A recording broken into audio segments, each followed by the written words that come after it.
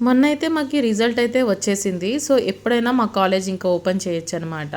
So, అంత లోపలికి ఇంకా మిగతా పనులు ఏదన్నా ఉంటే నాది కంప్లీట్ చేసుకుందాం అనేసి డిసైడ్ అయిపోయాననమాట.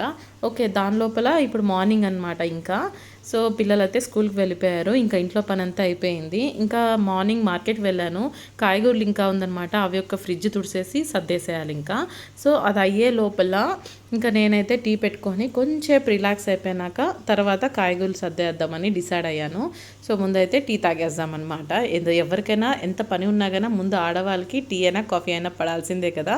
సో, అది అయిపోయినాక నా యథావిధిగా ఇంకా స్నానం, పూజ అంతా అయిపోయినాక ఇంకా ఈరోజైతే పని నాది గరం మసాలా, అలాగే జీలకర్ర, వాము, మళ్ళీ అలాగే సోంపు. ఈ పొడిగాను ఆల్మోస్ట్ 3 కలిపి డైజెషన్ కోసం తాగుతారు కదా! ఇది మేము ఆల్మోస్ట్ చాలా రోజుల నుంచి తాగుతున్నాము. అది గనక ఖాళీ అవ్వడానికి వచ్చింది. సో, ఇలాంటి చిన్న చిన్న పనులన్నీ ఖాళీ అయిపోతే చేసుకుంటున్నాననమాట కంప్లీట్‌గా. ఎందుకంటే మళ్ళీ ఒకసారి కాలేజ్ ఓపెన్ అయిందంటే హడావిడి అయిపోతుంది కదా!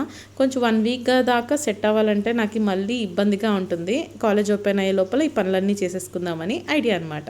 Thank you for watching.